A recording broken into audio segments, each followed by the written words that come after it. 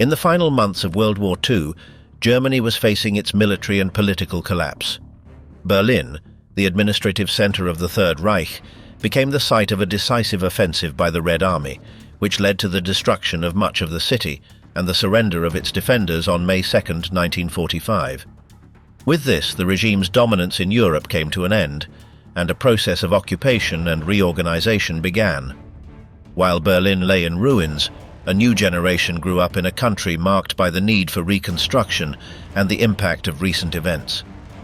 The descendants of those who had held positions in the Third Reich spent their childhoods amid silence, evasion, or confrontation with an inheritance that was difficult to separate from their identity. Some tried to preserve the memory of their relatives, others sought to distance themselves, and many faced the social consequences of their origins. In the decades that followed, Germany developed public policies, memorials, and educational programs aimed at integrating historical memory into contemporary social life. How does one build a life when the recent past imposes a burden that was not chosen?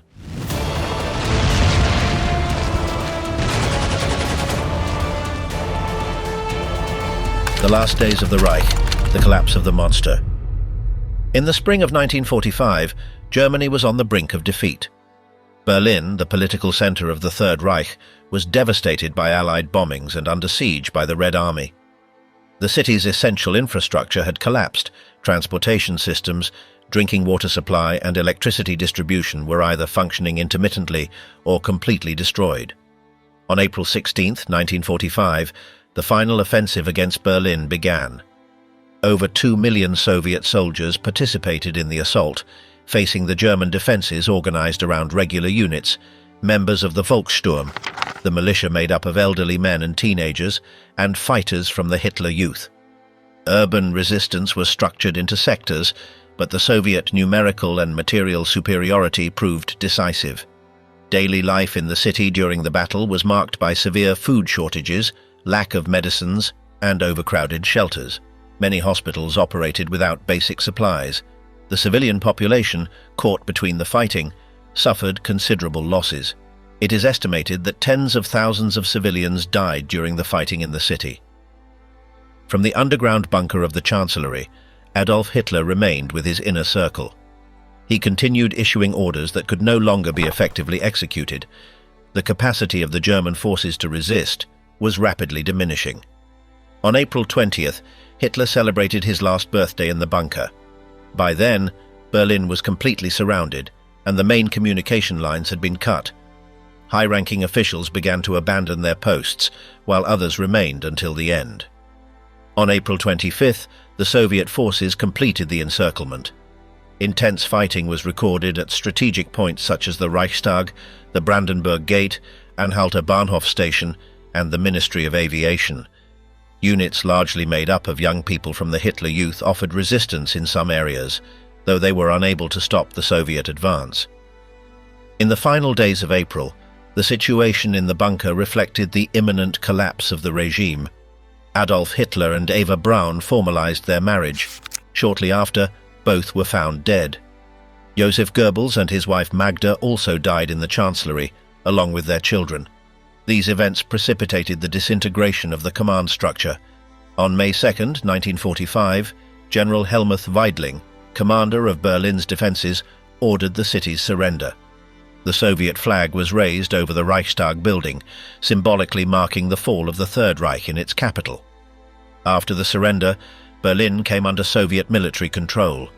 The city, divided in ruins, became the site of looting, forced displacement, and the establishment of new occupying authorities. The division of Berlin into sectors controlled by the United States, Britain, France, and the Soviet Union would be formalized in the following months. On May 7th, Germany signed an unconditional surrender in Reims, under the supervision of the Western Allies. May 8th was declared Victory in Europe Day, officially marking the end of the war on the continent. After the collapse of the regime, the Allied forces liberated the concentration camps. The documented conditions and the testimonies of survivors revealed the magnitude of the crimes committed during the conflict. As a result, the Nuremberg trials were initiated to prosecute the main perpetrators. The defeat of the Third Reich left deep material and social consequences. The political system, the cities, and daily life in Germany were profoundly transformed. Children, grandchildren, and direct descendants of Nazi leaders grew up in a country marked by reconstruction and the review of its recent history.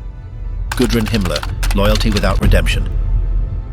While Germany tried to rebuild itself after the fall of the Third Reich, the children of the main Nazi leaders grew up amid silence, denial, or rejection.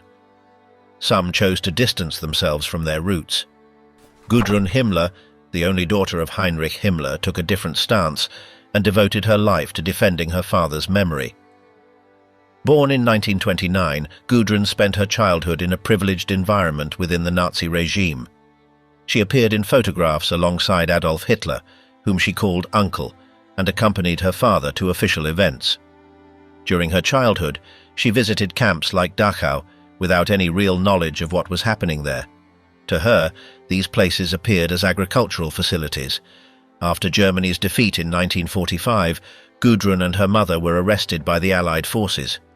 Both were interrogated about Heinrich Himmler's activities, who had committed suicide in custody before facing trial. Her father's suicide did not change Goodrun's perception, as she continued to believe in his innocence and considered him a victim of the victors. While other descendants of high-ranking Nazis chose to change their names or publicly distance themselves from their past, Goodrun Himmler decided to stay in Germany without hiding her identity. She expressed no regret, nor acknowledged any responsibility regarding the actions of her family. For decades, Goodrun discreetly participated in organizations supporting former SS members, such as Stille Hilfe, Silent Help. These networks provided legal and financial assistance to former members of the Nazi regime who were prosecuted or persecuted after the war. In her private life, Goodrun maintained a reserved attitude. She did not grant major public interviews nor published memoirs. She was seen in certain circles as a representative figure of a past that had not been fully abandoned. Annually, Goodrun attended meetings of former Waffen-SS veterans as a guest. Her participation was valued by those who shared her view of the legacy of the Third Reich. Her surname and her stance reinforced her relevance in these gatherings. Although she did not participate in public political activities, Goodrun exerted influence in environments where favorable narratives of the regime were preserved. Her active defense of Heinrich Himmler's image remained constant throughout her life. Unlike other descendants, such as Nicholas Frank or Rhina Hurse, who publicly criticized their family's history, Goodrun Himmler defended her father's memory. To her, Heinrich Himmler was an official who, in her interpretation, had been misunderstood and unjustly judged. Goodrun Himmler passed away in 2018 at the age of 88. Until the end of her life, she expressed no regret, nor acknowledged any responsibility regarding her father's role in the Nazi regime. Her trajectory shows a consistent position in defense of her surname and family history, within the circles where her figure continued to be recognized. Nicholas Frank, the heir who broke the silence. In an era when many descendants of Nazi leaders chose silence or denial, Nicholas Frank publicly spoke out against his family's legacy. The son of Hans Frank, who was the general governor of occupied Poland during the Nazi regime, Nicholas did not seek to protect his surname or soften the memory of his father. Born in 1939, Nicholas Frank spent his early years in a privileged environment in Krakow, while his father oversaw the administration of the occupied territories. During that time, Nicholas was unaware of the actions carried out under his father's authority. After the war, the situation changed. In 1946, Hans Frank was tried at the Nuremberg trials, found guilty of crimes against humanity, and executed. The execution of his father marked the beginning of a personal confrontation for Nicholas with his family's past. Unlike other descendants who chose to minimize or justify their family history, Nicholas Frank opted for public exposure. In 1987, he published the book The Father, in which he directly addressed the actions and responsibilities of Hans Frank. His work had a major impact in Germany, as it broke the trend of protecting or staying silent about paternal figures of the regime.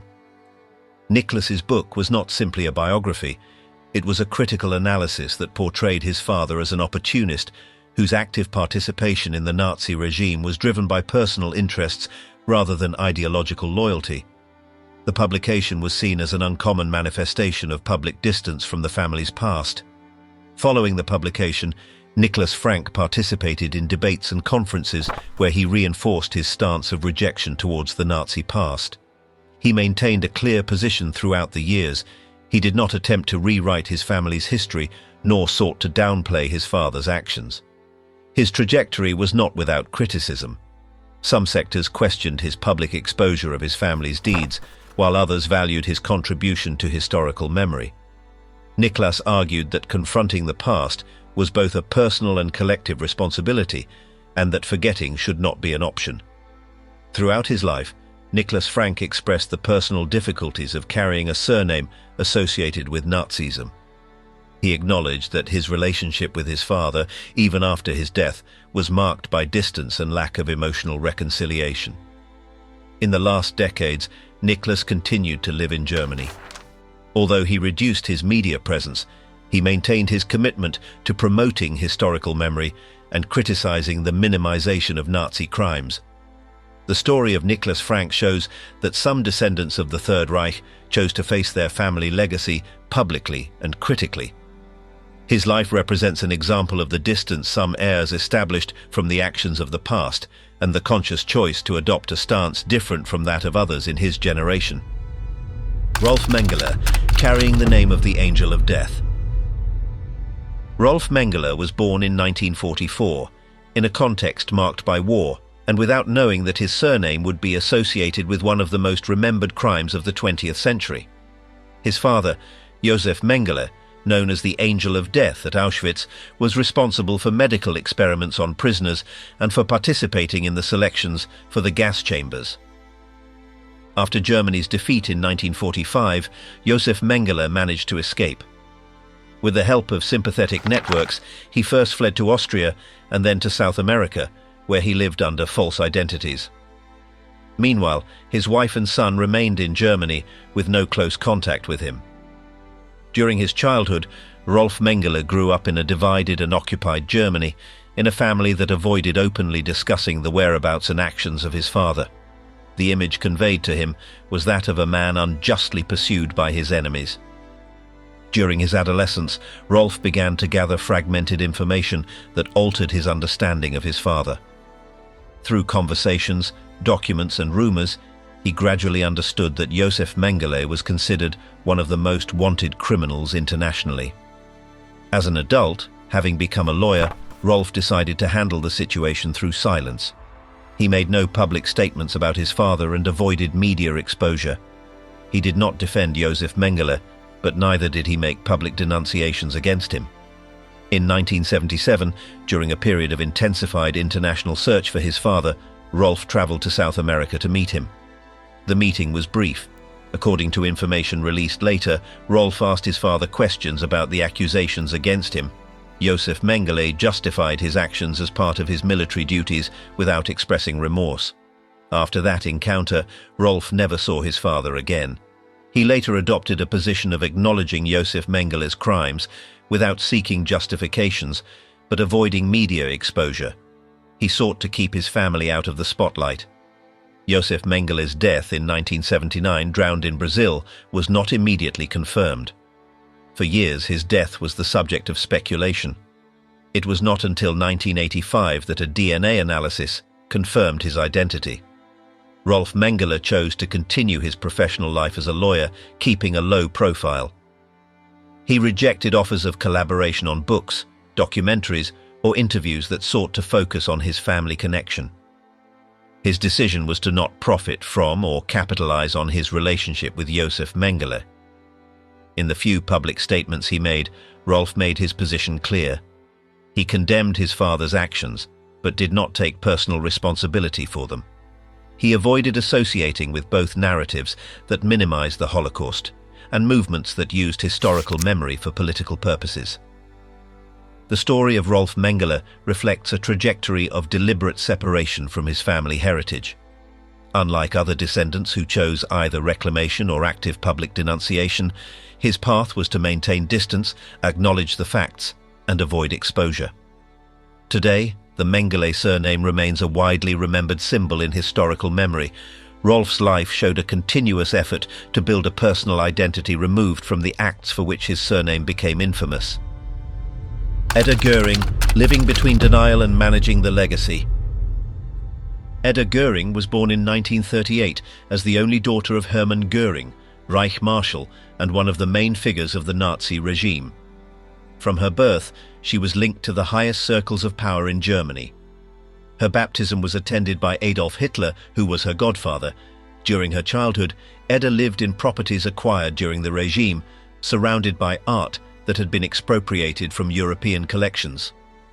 Her immediate environment consisted of prominent figures from the Nazi Party, and her education took place in an atmosphere detached from the wartime events.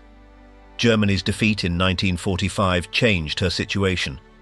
Hermann Göring was captured by the Allied forces, tried at the Nuremberg trials, and sentenced to death.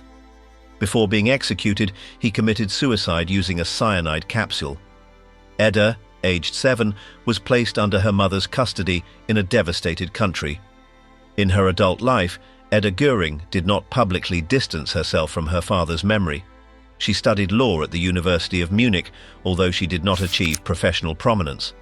She also worked for a time as an archivist at the University Hospital of Munich, maintaining a discreet professional activity.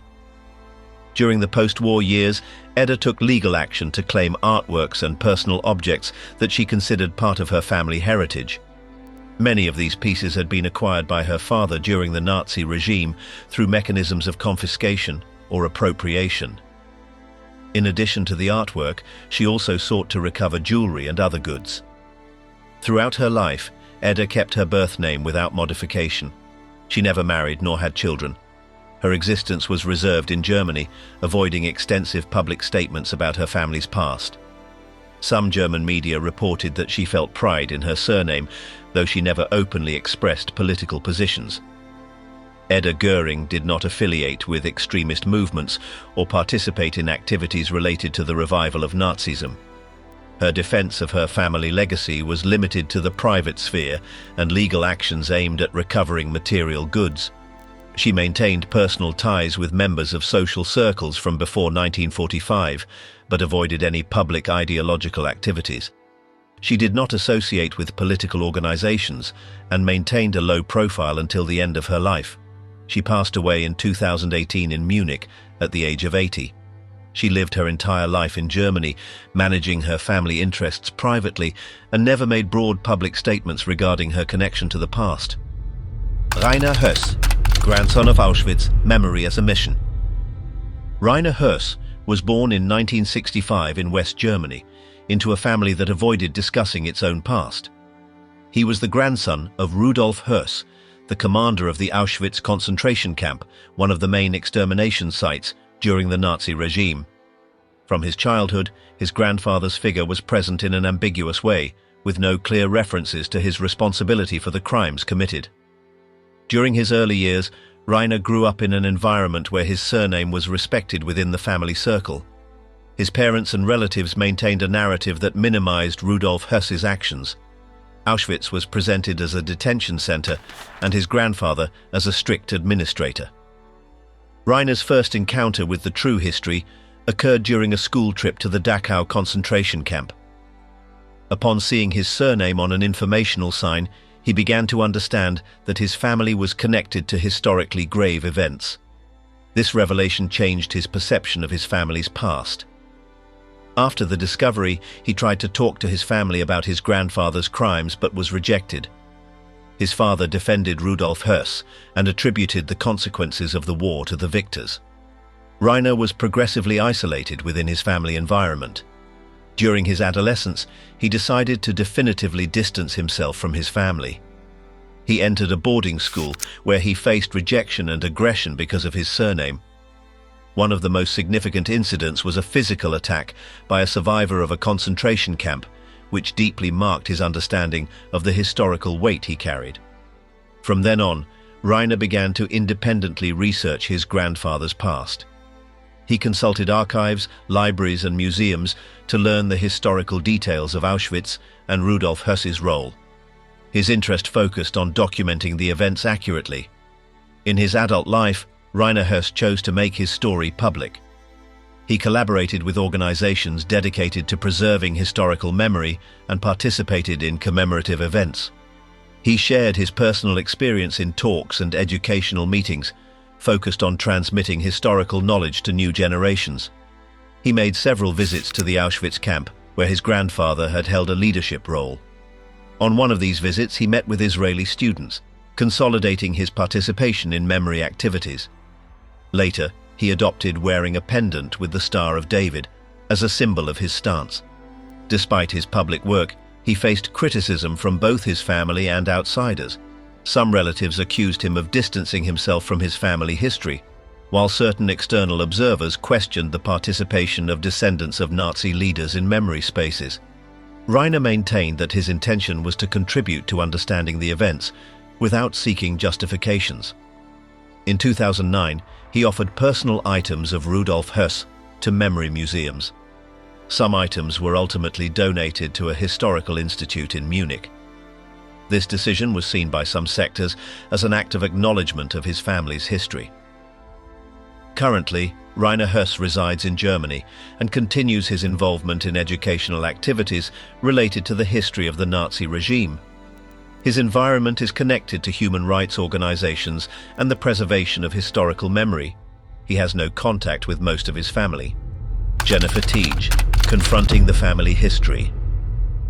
Jennifer Teege was born in 1970 in Munich, Germany.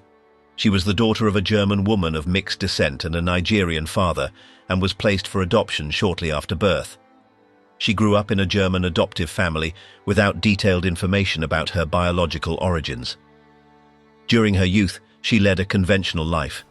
She studied political science at the University of Hamburg and later lived for more than 5 years in Israel. There, she studied at Tel Aviv University and worked in advertising agencies. During this period, she was unaware of any familial connection to the Nazi regime. The discovery of her ancestry occurred accidentally. At the age of 38, while visiting a library in Hamburg, she found a book that told the story of Amon Goeth, the commander of the Plaszow concentration camp. In its pages, she recognized the image of her biological mother, establishing the familial link. Goeth had been directly responsible for executions and punishments at the camp, and his figure became well known after being portrayed in the movie Schindler's List. The revelation of her connection to Amon Goeth led Jennifer to feel a need to reorganize her personal understanding. The combination of her Afro-German identity and her connection to a war criminal posed a significant challenge. She was later voluntarily hospitalized to receive psychological assistance, where she addressed the acceptance of her family history. Jennifer began researching her biological background. She gathered documents, photographs, and testimonies related to her family, seeking to understand the true extent of her past. This task included reviewing official archives and interviewing people indirectly connected to her family history. In 2014, she published the book Amon, My Grandfather Would Have Killed Me, where she narrated her process of discovery and identity reconstruction. The title reflects the contrast between her heritage and her cultural identity. The book was translated into several languages and received international attention, consolidating her as a relevant voice in discussions on historical memory and intergenerational transmission. Jennifer participated in conferences, educational meetings, and awareness projects in Germany and other countries. Her work focused on issues of identity, racism, historical trauma, and the need to preserve the memory of the Holocaust. In her public presentations, she avoided emotionalized approaches and focused her discourse on historical facts and social analysis. After her stay in Israel, Jennifer faced difficulties reintegrating into Germany due to cultural differences. This experience deepened her interest in the mechanisms of inclusion and exclusion in modern societies. In her personal life, Jennifer maintained a limited relationship with her biological mother, who publicly expressed ambiguous positions about Amon Goeth's legacy. There was no profound dialogue between them regarding the family history. In her public speeches, Jennifer emphasizes that knowing the family past doesn't change who you are, but it changes how you understand your place in history. This perspective led her to actively participate in official educational programs in Germany aimed at combating anti-Semitism and racism. Currently, Jennifer Teege resides in Germany, where she continues to be involved in educational activities and projects related to historical memory. Her approach combines the transmission of historical facts with reflections on the construction of identities in contexts marked by conflicted pasts. Her life reflects a trajectory of research, outreach, and public participation focused on conveying documented information about the Holocaust and critically analyzing contemporary social processes. Colin Betatina, Quant, a business legacy in the public reserve. Colin Betatina. Quant belongs to one of the most influential industrial families in Germany, the Quants, whose business growth was linked to the Nazi regime. She is the daughter of Harold Quant, the only surviving son of Magda Goebbels, the wife of Joseph Goebbels, Minister of Propaganda of the Third Reich. Her family history is directly connected to the power structures of the time.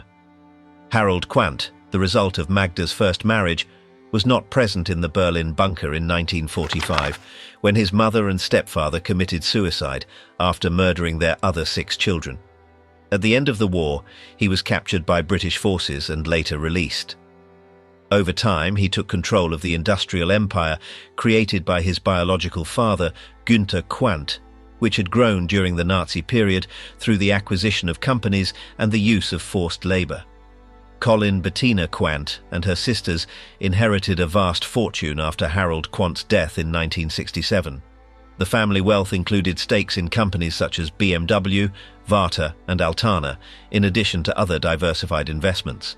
The management of the assets was centralized through Harold Quant Holding GmbH, located in Bad Homburg. For several decades, the family heirs maintained a policy of silence regarding the origins of their wealth.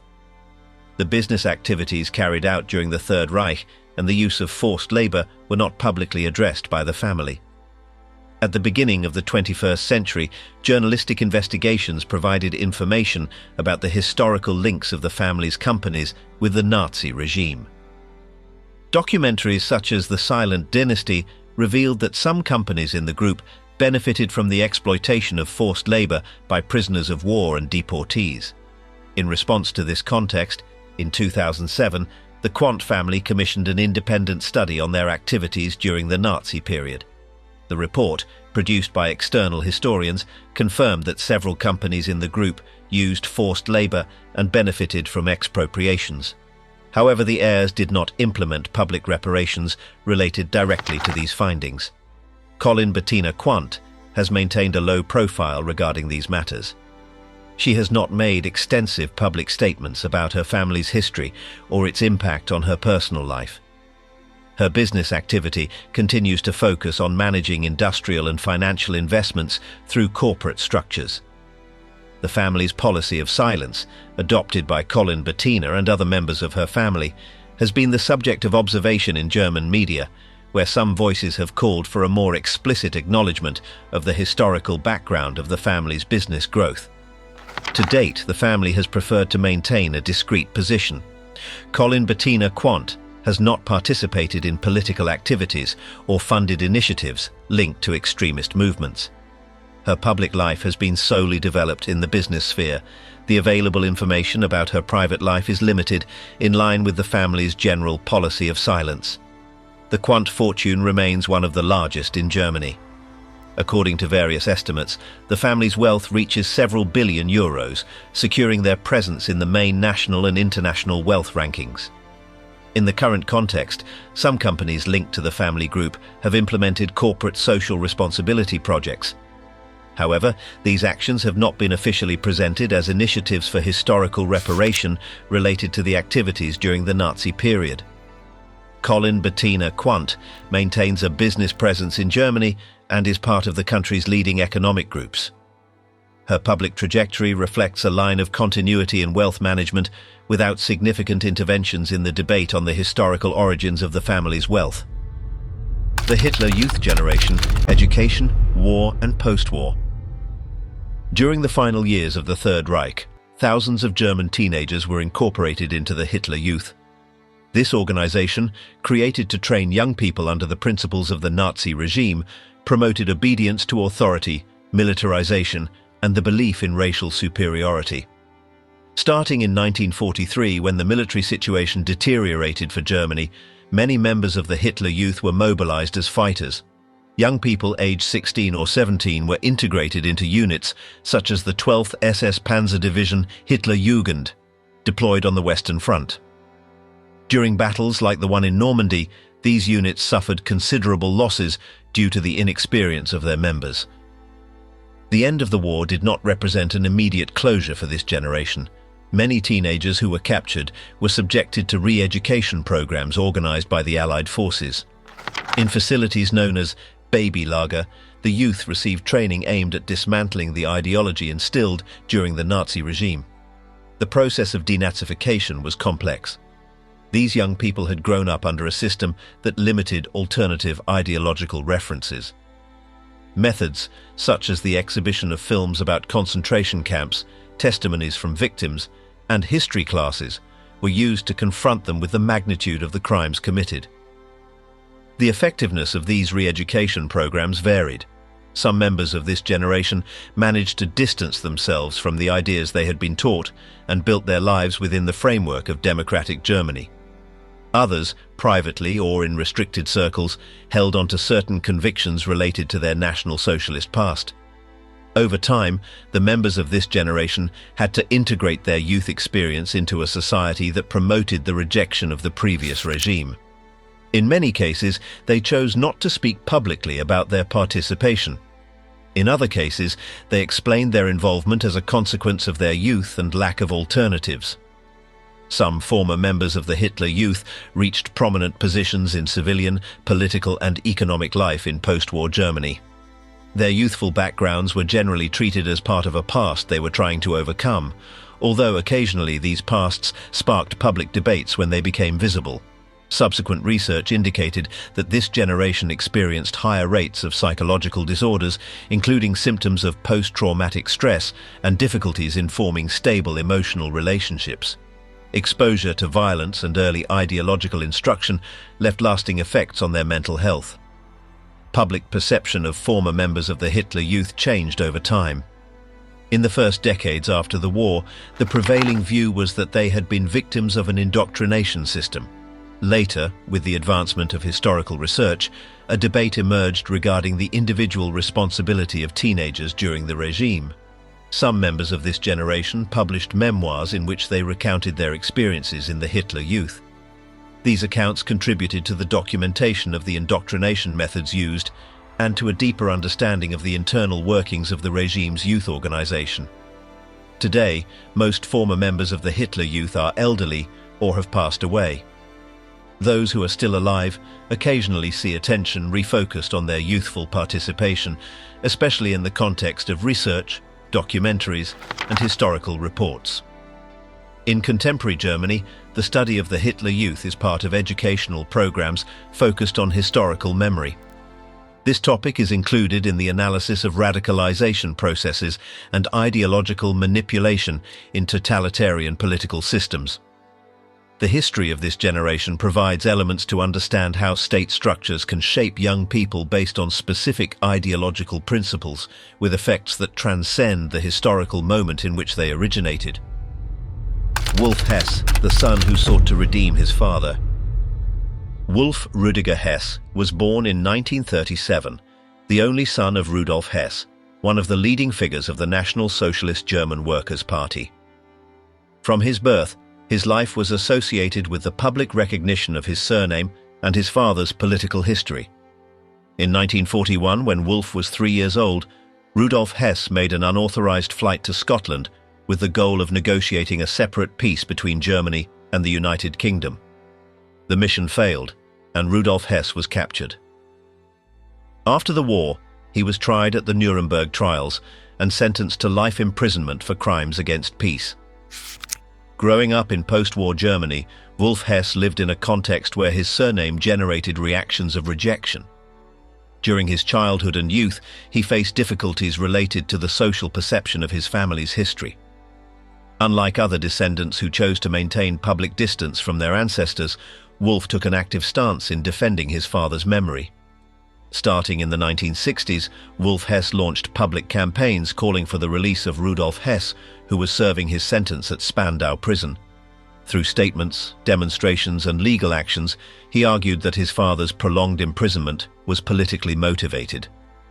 Wolf Hess maintained that Rudolf Hess's flight had been motivated by a desire to secure a peace agreement and that his sentence had been harsher compared to other Nazi leaders.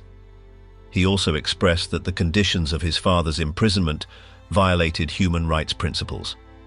In 1987, after Rudolf Hess's death in Spandau prison, Wolf publicly disagreed with the official version of suicide. He argued that there were inconsistencies in the medical reports and available testimonies. Later, he initiated private investigations and requested the opening of official files related to his father's death. Despite the lack of official support for his claims, Wolf Hess maintained his stance over the years. Alongside his public activities, he worked as an architect in Germany. He wrote several books in which he presented his view of his father's history, describing him as an individual who acted in search of a diplomatic solution. His publications focused on defending the version that Rudolf Hess had been treated unjustly after the war. Wolf Hess did not directly associate with organized neo-Nazi movements. However, his defense of Rudolf Hess's figure was sometimes used by far-right groups, although he avoided formal public associations with these organizations. He passed away in 2001 at the age of 63. Throughout his life, Wolf Rüdiger Hess maintained a public stance defending his father without making statements regarding the crimes of the Nazi regime or Rudolf Hess's political responsibility during the Third Reich government. Katherine Himmler, the great niece who investigated her history. Katherine Himmler was born in 1967 in West Germany as part of the third generation of descendants of Heinrich Himmler, leader of the SS and one of the main figures of the Nazi regime. Her grandfather, Ernst Himmler, was Heinrich's younger brother. From an early age, Katherine was aware of the historical significance of her surname. In her family environment, the Nazi past was mentioned in a fragmented manner and in many cases minimized. The family history was transmitted with omissions, following a common trend in post-war Germany. During her youth, Katherine decided to study political science in Berlin, orienting her education toward the analysis of memory processes and historical conflicts. As she advanced in her academic career, she chose to systematically research her family's involvement in the Nazi regime. In 2005, she published the book The Himmler Brothers, where she documented the involvement of her ancestors in the regime. The work was based on archival research, interviews with family members, and analysis of official documents.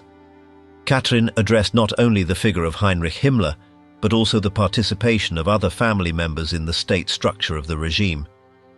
Katherine's approach was characterized by its documentary basis and critical analysis. Unlike other descendants who opted for silence or defense, she chose a path centered on gathering and exposing verified information. In her research, Katherine revealed that her grandfather, Ernst Himmler, held a position in the administration of the state radio during the regime and contributed to the dissemination of official propaganda. She also documented her family's connections and collaborations within Nazi institutions. The publication of the Himmler brothers generated different reactions in her family circle. Some members supported her initiative, while others questioned it, considering that publicly exposing the family history harmed the image of the surname. Katherine Himmler participated in debates, conferences, and educational projects on historical memory. In her interventions, she emphasized the importance of analyzing family contexts in the study of historical processes, avoiding the omission of collective responsibilities.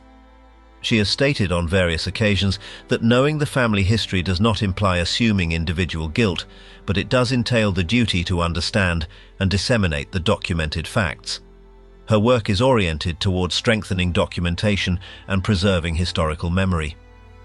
Currently, Katherine Himmler resides in Germany. She continues to focus on research and participates in educational initiatives related to the history of Nazism and the processes of generational transmission of memory. Her work is used in academic and school settings as reference material for the historical analysis of family trajectories during the Third Reich. Maintaining memory, historical responsibility in Germany. Since the end of World War II in 1945, Germany has faced the challenge of keeping alive the memory of the crimes committed under the National Socialist regime. The public and social management of this memory has evolved over the decades, becoming an essential component of German democratic identity. Initially, in the years following the war, the process of confronting the past was slow and limited. However, starting in the 1960s, with the generations that did not directly participate in the conflict, a systematic process of critical review began. The opening of archives, survivor testimonies, and trials against war criminals contributed to establishing a solid historical foundation regarding the events of the period from 1933 to 1945. The creation of memorials, museums, and commemorative sites, such as the Buchenwald Memorial or the Holocaust Memorial in Berlin, has been central to this memory policy. These initiatives aim to offer a space for remembrance, documentation, and reflection on the victims of the Nazi regime, including Jews, political opponents, people with disabilities, homosexuals, ethnic minorities, and other persecuted groups. Germany's memory culture is also reflected in the educational system. School visits to former concentration camps, such as Buchenwald or Dachau, are part of the curriculum. These experiences aim to provide new generations with direct contact with history based on evidence and sites of memory. Some voices advocate for making these visits mandatory across the country. In the digital realm, contemporary initiatives have emerged to adapt memory work to new platforms. Projects like outreach on social media, driven by citizens such as Susan in Leipzig, demonstrate how modern tools can be used to convey the importance of remembering fundamental historical events. These actions seek to reach younger audiences and reinforce historical knowledge in a context of increasing digital consumption. However, the commitment to memory faces new challenges. The rise of far-right political movements, such as Alternative for Germany, AfD, has raised concerns about the possible relativization or denial of Nazi crimes. Various reports indicate that a significant proportion of the population favors putting an endpoint to the historical debate, especially among supporters of nationalist currents. Vandalism against commemorative monuments, the appearance of banned symbols in public spaces, and open criticism of places of memory reflect current tensions in German society. In response, various organizations, educators, and Holocaust survivors, such as Eva Umlauf, have emphasized the need to maintain and strengthen historical awareness. The persistence of first-hand testimonies is a valuable yet increasingly scarce element due to the passage of time. Therefore, thorough documentation and the intergenerational transmission of knowledge are viewed as priorities in the preservation of memory. Germany has developed a legal, cultural, and educational structure aimed at confronting its past. However, contemporary political and social dynamics present new scenarios that require continuous effort to ensure that history is not forgotten or trivialized. The remembrance of the crimes of the Nazi regime not only has commemorative significance, but also serves as a historical warning about the consequences of intolerance, extremism, and systematic violence exercised by the state. Preserving this memory is considered a fundamental part of today's democratic commitment.